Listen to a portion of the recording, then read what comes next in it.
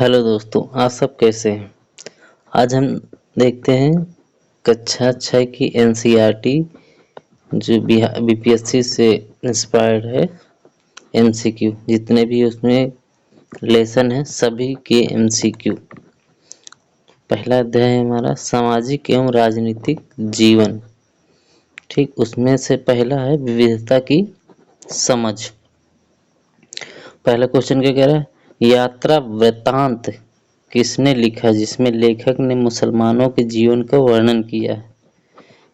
Jawaharlal Nehru, Lal Bahadur Shastri, Ibn Battuta, Indira Gandhi. तो किसने लिखा है, इब्न बतूता, जो कि एक मोरक्को निवासी था जो भारत आया था। और इसकी एक बुक प्रसिद्ध है वृत्तांत यात्रा, जिसको रेहला भी कहा जाता है। क्वेश्चन नंबर दूसरा, तिब्बत के लोग किस धर्म के अनुयायी थे। इस्लाम बौद्ध दोनों या इनमें से कोई नहीं। ऑप्शन सी हो जाएगा, इस्लाम व बौद्ध दोनों। आगे बढ़ते हैं। क्वेश्चन नंबर 3 कह रहा है, केरल भारत के किस कोने में स्थित है। दक्षिण पश्चिम, दक्षिण पूर्व, उत्तर पूर्व या इनमें से कोई नहीं। तो कहाँ स्थित है, दक्षिण पश्चिम में। भारत का वर्णन करने के लिए विविधता में एकता वाक्यांश किसने गढ़ा। लाल बहादुर शास्त्री, डॉक्टर राजेंद्र प्रसाद, इंदिरा गांधी या पंडित जवाहरलाल नेहरू। तो किसने गढ़ा था, पंडित जवाहरलाल नेहरू ने ही गढ़ा था। इस नारे का प्रयोग किया था और क्योंकि भारत में अलग अलग धर्म, भाषा, जाति, परंपरा, त्योहार और संस्कृति का पालन करने वाले लोग एक साथ मिलजुल कर रहते हैं, तो इसी वजह से उन्होंने कहा था विविधता में एकता है। आगे बढ़ते हैं। क्वेश्चन नंबर 5, निम्न में से किसे छोटा तिब्बत भी कहा जाता है। लद्दाख को, कारगिल को, नेपाल को, भूटान को। किसको कहा जाता है, लद्दाख को छोटा तिब्बत भी कहा जाता है, क्योंकि यह तिब्बती संस्कृत से बहुत प्रभावित है। ठीक, आगे बढ़ते। क्वेश्चन नंबर 6 कह रहा है, कौन से कारक विविधता में योगदान नहीं करते। भाषा, जाति व्यवस्था, नहीं, पहला है धर्म, जाति व्यवस्था, भाषा और भेद भाव। इसमें कौन से नहीं करता। आगे बढ़ते हैं। इसमें जाति व्यवस्था और भेदभाव ये दोनों तो नहीं करते। आगे देखते हैं, शायद कोट है। हाँ, नीचे दिए गए कोड में से सही उत्तर का चयन करें। तो इसमें सी हो जाएगा 2 और 4। ठीक, आगे बढ़ते हैं। क्वेश्चन नंबर 7 कह रहे हैं, निम्नलिखित में से कौन सा कथन लद्दाख के लिए सही है। ऑप्शन ए, लद्दाख जम्मू एवं कश्मीर के पूर्वी भाग के पहाड़ों में एक रेगिस्तान है। सही है, एक शुष्क रेगिस्तान है। ठीक, यानी बर्फीला रेगिस्तान है, वहाँ वर्षा नहीं होती। इस क्षेत्र की भेड़ें विशिष्ट होती हैं क्योंकि वे पश्मीना ऊन का उत्पादन करती हैं। तो ये भी सही है कि वहाँ की एक भेड़ है जो पश्मीना ऊन का उत्पादन करती है। तीसरे कह रहे, बौद्ध धर्म लद्दाख से होकर तिब्बत पहुंचा। ये भी सही है। तो कह रहे हैं नीचे दिए गए कोड से सही कथन का चयन करें, तो हमारे तीनों सही हो जाएंगे। आगे बढ़ते हैं। अध्याय 2, विविधता एवं भेदभाव। विकलांग लोगों को दिया गया नाम है, क्या नया नाम है। विकलांग, दिव्यांग, अपरांग या विभिन्न अंग। तो क्या है, दिव्यांग है। ठीक, क्योंकि विकलांग लोगों को दिया गया नया नाम दिव्यांग है, क्योंकि उनके पास एक अतिरिक्त शक्ति होती है। क्वेश्चन नंबर 2 कह रहा है, निम्नलिखित में से किसे दलितों का नेता कहा जाता है। तो किसे कहा जाता है, पंडित जवाहरलाल नेहरू, भीमसेन जोशी, डॉक्टर भीमराव अंबेडकर, राजेंद्र प्रसाद। तो किसको कहा जाता है, option C, doctor Bhimrao Ambedkar को। क्यों कहा जाता है, क्योंकि अनुसूचित जाति और अनुसूचित जनजाति अधिकारी तौर पर ये उनका बहुत ज्यादा समर्थन किए थे। और ये दलितों के अधिकारों की लड़ाई लड़ने वाले प्रमुख समाज सुधारक और नेता भी थे। उन्होंने दलित समाज के लिए शिक्षा, सामाजिक और आर्थिक सुविधाओं की मांग की और वे भारतीय संविधान के प्रमुख लेखक भी थे। क्वेश्चन नंबर 3, भारत में सबसे वंचित सामाजिक आर्थिक समूहों में से एक है सामान्य, अनुसूचित जाति, अनुसूचित जनजाति, अनुसूचित जाति और अनुसूचित जनजाति। तो कौन सा हो जाएगा हमारा ऑप्शन 4, अनुसूचित जनजाति। ठीक, ये सबसे ज्यादा पिछड़ा वर्ग है। क्वेश्चन नंबर 4, कह रहे निम्न में से किसे अपराध की तरह देखा जाता है? अस्पृश्यता, गरीबी, समानता, धर्म। तो कैसे देखा जाता है? अस्पृश्यता। ये आर्टिकल 17 में इसका निवारण है। क्वेश्चन नंबर 5, भारतीय संविधान का कौन सा अनुच्छेद अस्पृश्यता उन्मूलन सुनिश्चित करता है? बता दिए अनुच्छेद 17 में। आगे बढ़ते हैं। अध्याय 3, सरकार क्या है? क्वेश्चन नंबर 1, झगड़ों का निपटारा करने वाली सरकारी अंग कौन सा है? कार्यपालिका, विधान पालिका, न्यायपालिका, उपयुक्त सभी। कौन सा हो जाएगा? हमारी न्यायपालिका। सरकार के 3 अंग हैं, विधायिका, कार्यपालिका, न्यायपालिका। विधायिका कानून का निर्माण करता है, कार्यपालिका उस कानून को लागू करता है और न्यायपालिका झगड़ों का निपटारा करता है। ठीक। क्वेश्चन नंबर 2, लोग अपने प्रतिनिधियों का चुनाव किस प्रक्रिया द्वारा करते हैं? प्रत्यक्ष चुनाव, अप्रत्यक्ष चुनाव, वंशानुगत प्रक्रिया द्वारा, इनमें से कोई नहीं। तो कौन हो जाएगा? प्रत्यक्ष चुनाव द्वारा। ठीक, प्रत्यक्ष चुनाव द्वारा एक ऐसा चुनाव है जो जिसमें लोग सीधे उस व्यक्ति या राजनीतिक दल को वोट देते हैं जिसे वे किसी राजनीतिक पद निर्वाचित होते देखना चाहते हैं। क्वेश्चन नंबर 3 कह रहा है सफ्रेज मूवमेंट किससे संबंधित है? आजादी से, रोजगार से, महिला मताधिकार से या फिर समानता से? तो किससे संबंधित है? महिला मताधिकार से संबंधित। सफ्रेज आंदोलन महिला मताधिकार से संबंधित है। ये मई 1869 में एलिजाबेथ कैंडी स्टैंटन और सुसान बी एंथोनी द्वारा नेशनल वुमेन सफ्रेज एसोसिएशन का गठन किया गया था। ठीक, आगे बढ़ते हैं। 4, शहर, गांव या मोहल्लों में सरकार के स्तर को क्या कहा जाता है? स्थानीय स्तर, राज्य स्तर, इनमें से कोई नहीं, या राष्ट्रीय स्तर। तो क्या कहा जाता है? जो शहर, गांव, मोहल्ले में सरकार होती है उसको स्थानीय स्तर की सरकार ही बोला जाता है। क्वेश्चन नंबर 5, भारत में किस प्रकार की सरकार है? लोकतांत्रिक सरकार, राजतांत्रिक, तानाशाही सरकार या समाजवादी सरकार? तो कैसी सरकार है? लोकतांत्रिक सरकार। क्यों? क्योंकि लोकतंत्र सरकार की एक प्रणाली है जो नागरिकों को वोट देने और मतदाताओं को अपनी पसंद की विधायिका का चुनाव करने की अनुमति देता है। क्वेश्चन नंबर 6, कह रहे लोकतांत्रिक सरकार के लिए निम्नलिखित में से कौन सा कथन सही है? ऑप्शन 1 क्या कह रहा? हमारे समय में लोकतांत्रिक सरकारों को सामान्य रूप से प्रतिनिधि लोकतंत्र के रूप में जाना जाता है। ठीक, तो सही है। दूसरा कह रहा कोई सरकार तब तक स्वयं को लोकतांत्रिक नहीं कह सकती जब तक कि सार्वभौमिक वयस्क मताधिकार के रूप में जाने जाने वाला अधिकार नहीं मिलता। ये भी सही है। तो 1 और 2 यहाँ दोनों सही हो जाएगी। अब अध्याय 4 आ रहा है लोकतांत्रिक सरकार के मुख्य तत्व। पहला क्वेश्चन, लोगों का सरकार पर नियंत्रण किस प्रकार से बना रहता है? हड़ताल से, कानून द्वारा, नियमित चुनाव से या प्रदर्शन से? तो किससे होगा? नियमित चुनाव से लोगों को सरकार पर नियंत्रण बना रहता है। ठीक, क्योंकि लोगों को सरकार पर नियंत्रण नियमित चुनाव से बना रहता है। किसी देश में सरकार के समुचित कामकाज को सुनिश्चित करने के लिए नियमित अंतराल पर चुनाव होना आवश्यक हो जाता है। क्वेश्चन नंबर 2, कह रहा है रंग भेद के विरुद्ध लंबा संघर्ष करने वाले अफ्रीकी नेता कौन थे?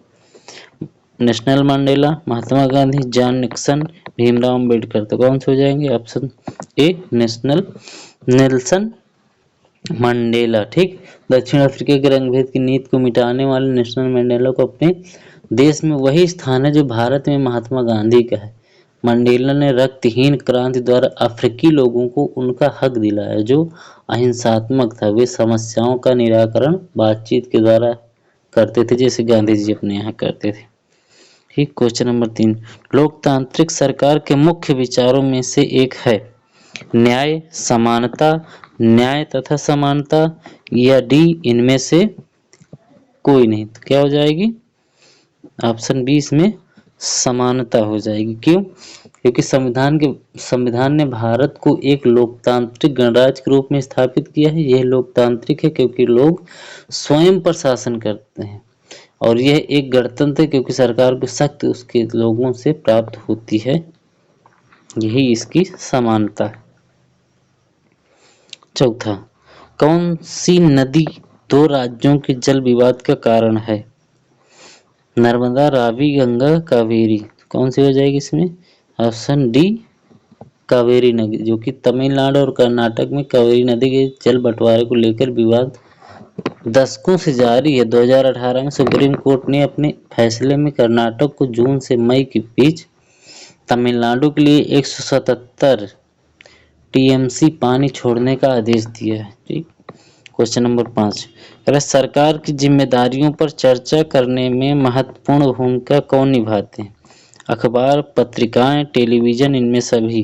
क्या हो जाएगा? इनमें सभी विकल्प सही हो जाएंगे, क्योंकि लोकतंत्र के 3 स्तंभ हैं, विधायिका, कार्यपालिका, न्यायपालिका, संविधान में वर्णित है, परंतु मीडिया, प्रिंट एवं टीवी के बढ़ते दायरे एवं प्रभाव लोकतंत्र का चौथा स्तंभ कहा जाने लगा। ठीक, सरकार की जिम्मेदारियों पर चर्चा करने में महत्वपूर्ण भूमिका अखबार, पत्रिका एवं टेलीविजन निभाने होती है।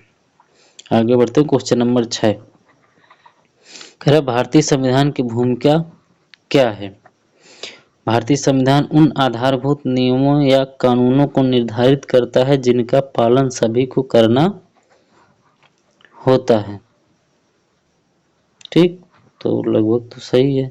दूसरा कह रहा है इन्हीं कानूनों के तहत संघर्ष एवं मतभेदों को हल करना होता है। ये भी सही है। कह रहा नीचे दिए गए दोनों कोड से सही चयन करें। तो हमारे 1 और 2 दोनों सही हो जाएगा। ऑप्शन तीसरा। अध्याय 5, ग्राम पंचायत के सदस्यों को कहा जाता है सरपंच, पंच, सचिव या प्रधान। तो क्या कहा जाता है? ग्राम पंचायत के सदस्यों को पंच कहा जाता है। क्यों? क्योंकि एक ग्राम पंचायत में 7 से 17 सदस्य होते हैं जिन्हें गांव के वार्डों से चुना जाता है और उन्हें पंच कहा जाता है। ठीक, गांव के लोग एक पंच का चयन करते हैं जिसमें 1/3 सीटें महिला उम्मीदवारों के लिए आरक्षित होती हैं। दूसरा कह रहा है पंचायत प्रमुख का चुनाव कौन करता है? ग्रामीण सचिव, ग्राम सभा के सभी सदस्य या पंच? तो कौन करते हैं? ग्राम सभा के सभी सदस्य करते हैं मिलकर। क्वेश्चन नंबर 3, ग्राम पंचायत के गठन कितने वर्षों के बाद किया जाता है? 3 वर्ष, 5 वर्ष, 7 वर्ष या 4 वर्ष? तो 5 वर्ष। ठीक, और इसमें और कुछ जानना है तो बता रहे हैं। ग्राम पंचायत के गठन का उद्देश्य अनुच्छेद यानी आर्टिकल 40 में है, जो कि डीपीएसपी है, किया गया। पंचायत चुनाव हर साल में किया जाता है। तो है लोकतांत्रिक सरकार की पहली सीढ़ी कौन सी है? पंचायती राज व्यवस्था, जिला परिषद, विधान परिषद, राज्यसभा। क्या हो जाएगा? पंचायती राज व्यवस्था, क्योंकि पंचायती राज व्यवस्था में प्रथम स्तर की निर्वाचित संस्था और लोकतंत्र की मूल इकाई ग्राम पंचायत होती है।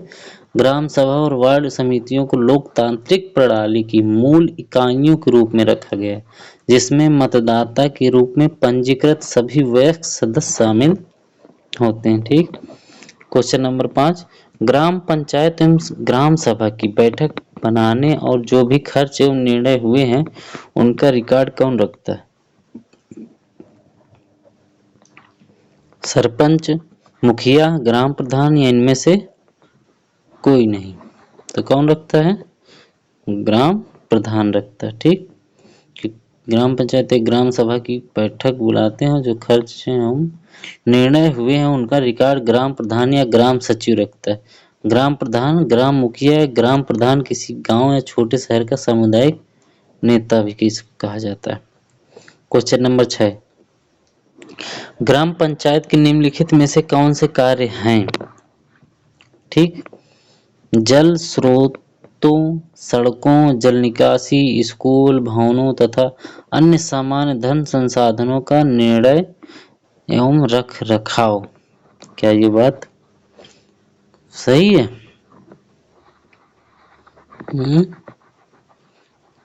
तो लगभग तो सही है। दूसरा क्या कह रहे हैं?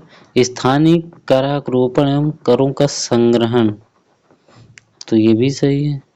गांव में रोजगार सृजन से संबंधित सरकारी योजना का निष्कासन, ये भी सही है। तो ऑप्शन इसमें चौथा सही हो जाएगा।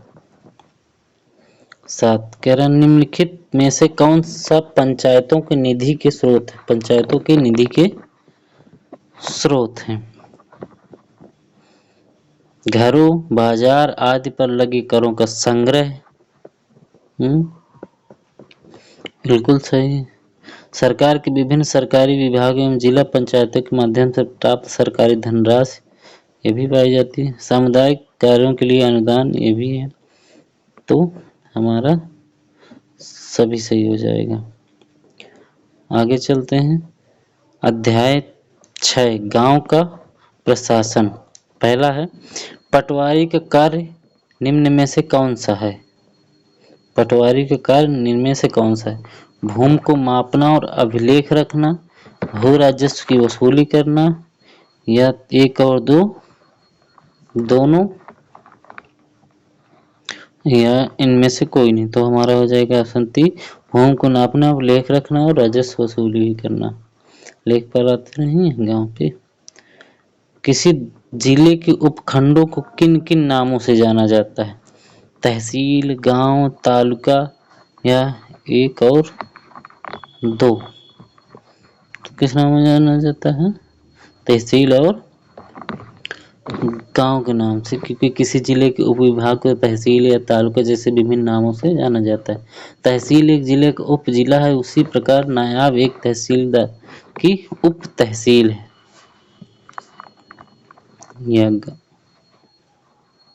ठीक, तो ये तहसील और तालुका दोनों सही हो जाएंगे। आगे बढ़ते हैं। क्वेश्चन नंबर 3, कह रहे पटवारी को और किस नाम से जाना जाता है? लेखपाल, थानेदार, तहसीलदार या पुलिस? तो किस नाम से जाना जाता है? लेखपाल के नाम से। ठीक, ये लोकल नाम है देखे जाए तो, क्योंकि एक पटवारी एक विलेज अकाउंटेंट होता है जो एक गांव या गांवों के समूह में भूमि रिकॉर्ड बनाए रखने और अपडेट करने के लिए जिम्मेदार होता है। पटवारी को लेखपाल के नाम से भी जाना जाता है। कह रहा है जिस लोहे, चौथा क्वेश्चन, जिस लोहे की जंजीर से खेत मापा जाता है वो क्या कहलाती है? गट्ठा, जरीब, जंजीर, लठ? तो क्या कहलाती है? जरीब कहलाती है। ठीक, जरीब लंबाई नापने की एक इकाई है, साथ ही जिस जंजीर से यह दूरी मापी जाती है उसे भी जरीब कहते हैं। एक जरीब की मानक लंबाई लगभग 66 फीट होती है। कितनी होती है? लगभग 66 फीट अथवा 22 गज, या 22 गज भी बोल सकते हैं, 22 गज, अथवा यह 4 लट्ठे, या 4 लट्ठे।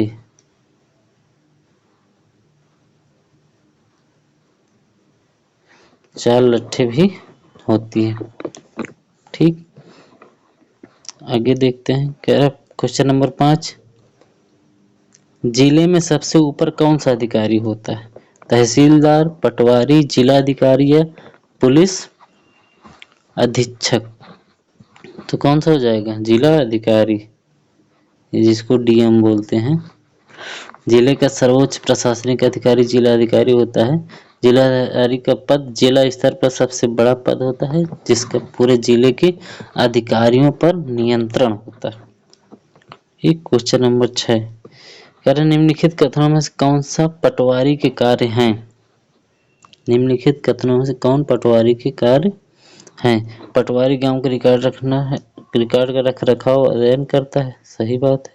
वह किसी गांव के प्रति उत्तरदायी होता है, नहीं। पटवारी किसानों से भूमि राजस्व का संग्रह करके तथा सरकार को जानकारी प्रदान करने के प्रति उत्तरदायी होता है, ये सही है। तो क्या हो जाएगा हमारा 1 और 3 सही। तो 1 और 3 कहाँ हमारा यहाँ, तो 1 और 3 सही। आगे देखते हैं अध्याय 7 नगर प्रशासन। नगर पालिका के तहत एक शहर को विभाजित किया जाता है परिषद के अनुसार, वार्ड के अनुसार, अनुभाग के अनुसार या फिर जिले के अनुसार। तो किसके अनुसार होता है? वार्ड के अनुसार, क्योंकि प्रत्येक नगर पालिका क्षेत्र को क्षेत्रीय निर्वाचक क्षेत्रों में विभाजित किया जाता है, जिन्हें वार्ड कहा जाता है। आगे दूसरा कह रहे नगर निगम या परिषद के सदस्य कितने वर्षों के लिए चुने जाते हैं? 5 वर्ष, 6 वर्ष, 3 वर्ष या 7 वर्ष। तो कितने वर्ष के लिए? 5 वर्ष के लिए। क्वेश्चन नंबर 3 बड़े बड़े शहरों में स्थानीय शासन चलाने वाली संस्था को क्या कहते हैं? नगर पालिका, पंचायत, नगर निगम, उपरोक्त सभी। तो क्या कहते हैं? नगर निगम कहते हैं, नगर निगम कहते हैं। आगे बढ़ते हैं नगर निगम के प्रशासनिक मुखिया को क्या कहते हैं? नगर पार्षद, मेयर, कमिश्नर या फिर सरपंच। क्या कहते हैं? मेयर। ठीक, क्योंकि 74वां संविधान संशोधन अधिनियम के तहत शहरी स्थानीय निकायों को संवैधानिक दर्जा प्रदान कर दिया गया था। और वहां पे जैसे आप इलाहाबाद में देख लीजिए या कहीं और देख लीजिए तो मेयर चुने जाते हैं। क्वेश्चन नंबर 5 महापौर परिषद सरकार का एक प्रकार होती है। स्थानीय स्वास्थ्य केंद्र का, स्थानीय सरकार प्रणाली का, स्थानीय न्याय प्रणाली का। तो क्या हो जाएगा? स्थानीय सरकार प्रणाली का। निम्न नगर निगम के लिए निम्नलिखित में से कौन सा कथन सही है? ऑप्शन है नगर निगम स्ट्रीट लाइट, कचरा संग्रहण, पानी की आपूर्ति, सड़कों एवं बाजारों को स्वच्छ रखने का ध्यान रखना, या नगर निगम सुनिश्चित करने के लिए भी उत्तरदायी होता है कि शहर में बीमारियां न फैलें। ठीक, तीसरा कह रहा है यह स्कूल, अस्पताल और औषधालय नहीं चलाता। तो ये गलत है, ये भी चलाता है, बाकी ये दोनों सही है। तो हमारा ऑप्शन 1 और 2, ये कोड में कौन सा सही है? तो हमारा 1 और 2 सही हो जाएगा।